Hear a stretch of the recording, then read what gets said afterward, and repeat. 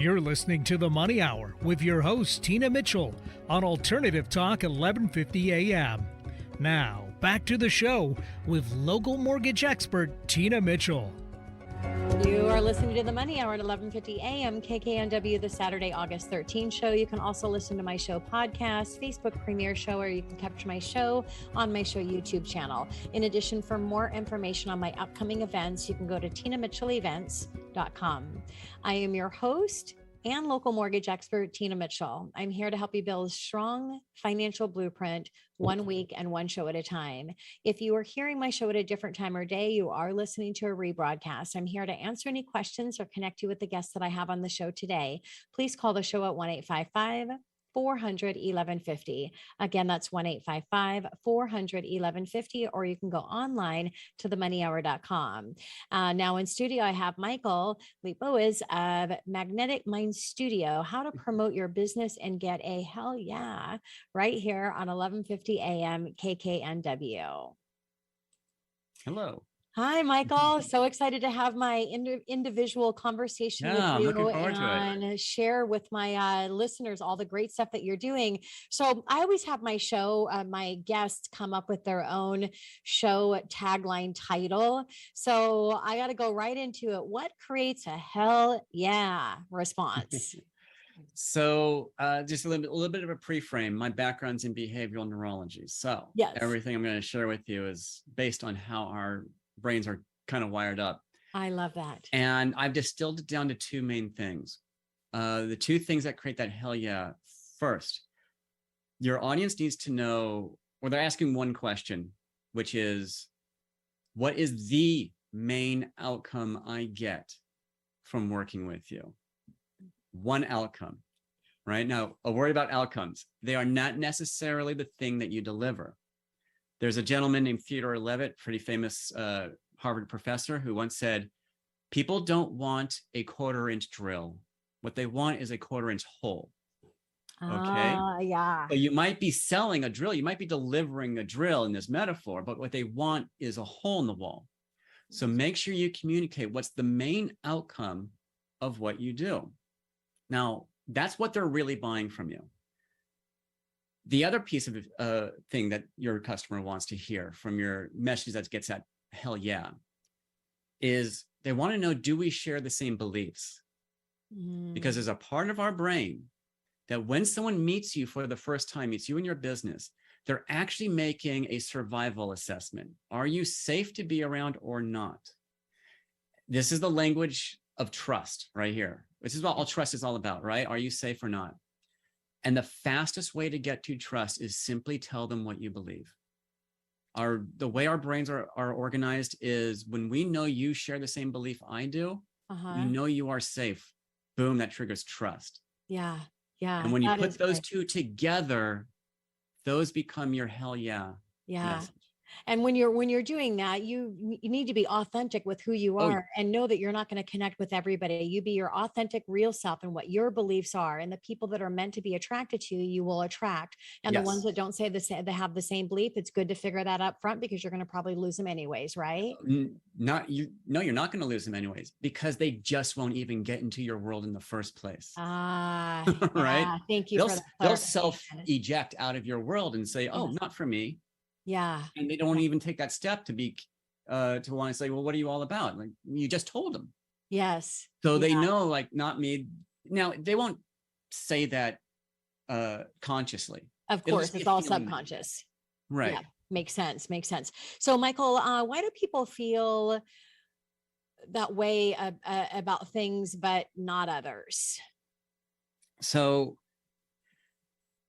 that part of our brain, thinking about some things and not others. Yeah, it happens for everything. We go through this neurology for everything we'd make a decision on. Okay. Right? Are you like kind or not? Are you like me?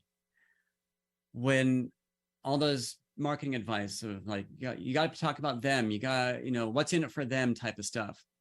All that's really pointing out or getting to is communicating on a level that allows them to answer the question, are you like me? And we do that through our identity. Is your identity like me? This is why beliefs are so important. But things also have an identity. I guarantee if everyone listening in your mind's eye, if you walk into your kitchen and you open up that drawer and you pull out that spatula, the reason why you chose that spatula is there's something about it matched your identity. Okay. Yeah.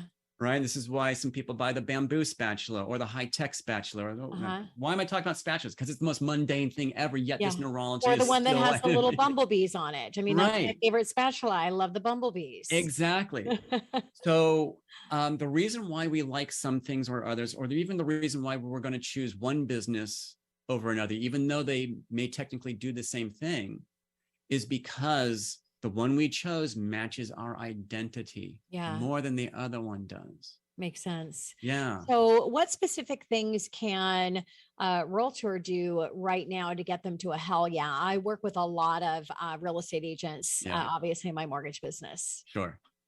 So along those two things, the what's the main outcome I deliver? Mm-hmm. And do we share the same beliefs? So here are the questions to get to those answers. Okay.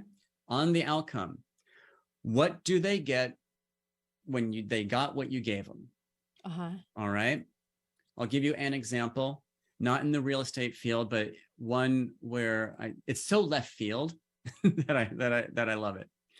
I once worked with a company that makes cooking gadgets, right? And they were saying, hey, buy our stuff. It does this, it does that, all the features and benefits.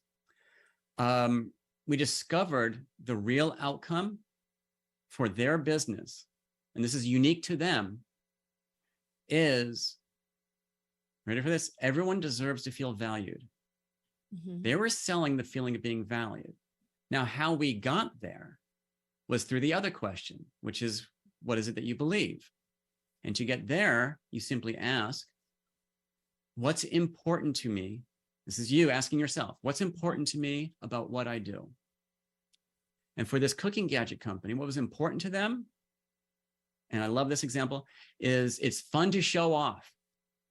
Now, I use this example because it illustrates one important thing. The belief does not have to be profound. The heavens do not need to part, right? And it's like, here's a piece of wisdom. No, it's just a belief. Mm-hmm. And for this company, the belief was it's fun to show off. They loved hosting dinner parties and having like, oh my God, you cooked this. Mm-hmm. This is the core belief system that made these people want to create this company in the first place. Yeah. Why does that matter? It's because it's how we get to feel valued. Sure. Now that translated now into a message, instead of buy our stuff, it does this, that, the other thing, into, hey, do you want to be the star of the dinner party? Yes. Yeah. And now it's an identity question, right? Mm-hmm. And if you're answering, yeah, I do. Well, guess what? These are the only cooking gadgets for you. Yes. Right. Yes. So similarly, a real estate agent, you need to be asking yourself, what's important to me about the work I do? Mm-hmm. And you're going to want to make it about the client. I help them do this. I help them do that. Sure. Fantastic. There's so many ways to help them do X, Y, and Z. Yeah. But what's important to you about that? Yes. Once you have that, it's like, great. What do you have now that you have that? And that's the outcome. Yeah. And it's so important, Michael. We talked a little bit about, why you do what you do and what life connection, for me, I bought my first home when I was 20 years old. And growing up, I played my violin at Pike Place Market to help my parents keep a roof over our head. So we were really challenged and didn't have that security of home ownership. So being able to buy my own home, that was my why behind wanting to do mortgages so I could help others reach their dream of home ownership. So that's a similar example, right, Michael? Well, now you're talking about your client, though. You help them achieve the dream of home ownership. Now the question back to you is, what's important to you about fulfilling one's dream, especially around home ownership? Okay. I'm going to side that because I want to go on with my questions because I have no idea. I have to. So this is where the exploration comes. All right. This is why I love having a show because I get all kinds of great information for myself as well as I'm doing these interviews. All right. So I got to think about that, Michael, and then I'll reach back out to you and let you know what my answer is. Okay. What are people doing that's not very effective when they're promoting their business? Yeah. So the big thing I see, and this is not just the individual business owner, but I see Fortune 500 companies making this mistake. They just have the power of a lot of money to do advertising and such like that. But the main thing is focusing way too much attention on the features and benefits. Now we've all learned that, don't talk about the features, talk about the benefits. Uh-huh. Well, you know what? Benefits are only going to get you so far too, Okay. because they actually talk to the wrong part of the brain. They're not talking to the part of the brain that makes the yes or no decision. They're talking to a part of the brain that justifies the decision. So they're talking about to the right side, not talking to the left side. Something like that. I call it the Yes. human brain versus critter brain. Yeah. Right. So there we are talking all about our features and benefits, which is fine things to talk about, but we're giving our audience a lot of information about how to justify a decision. Yeah. But not enough about how to make the decision, which is all identity. So the fact side, but not the emotional side. Exactly. This is why they say all sales are emotional, but no one ever said what emotion you're talking about or what the heck that actually means in the first place. Here, I'm going to lay it all out for you. What they're talking about is making that connection on identity. Okay. This is who my business is, not what it does. This is what we're all about. You put a stake in the ground. This is what we're all about. Oh, you get me is what the audience says. Now they're going to be looking at your features and benefits and going, yeah, I want all that stuff. Yeah. From you, specifically you, right? Yes. Yeah. That's the big mistake. That's right. Okay. So what is one really big piece of advice that most people have never heard before? Okay. A really big piece of advice. And so I'm going to try to make this focused on your audience, who I presume are more in the real estate business, right? We have a lot of listeners, but yes, we do have a lot of real estate agents that listen to the show. So we can use them as an example. Right. So a big piece of advice for everyone listening is you have to be vulnerable. That's not going to be easy for a lot of people to do. Yeah. There are some people who are going to be like, yeah, I'm totally down with that because that's their personality style, right? So and here's the thing, and a lot of people say, like, I've heard for be vulnerable, and it's pretty vague. Here's the thing. Be your version of vulnerable. Okay. Okay. And that's the big question. What is my version of being vulnerable and being open? So give an example of what that might look like. I work with a client. She came to me. She says, I prepare taxes and I sell life insurance. I'm like, well, how do those connect? Right. She's like, that's what I'm coming to, right? That's what I need to know. It turns out that her big belief system is you have to be financially ready for whatever life throws at you. Now think about what those specific words say. And I get super nerdy with language. Whatever life throws at you. Yep. Not whatever happens, not what's ever in the future. Life is throwing stuff at you. Sure. It's presupposed in that whole system. So by being vulnerable about understanding, this is about what life is throwing at you, because she's got her own personal stories about what life threw at her and how she overcame. Now she knows who her audience is and who she's going to connect with.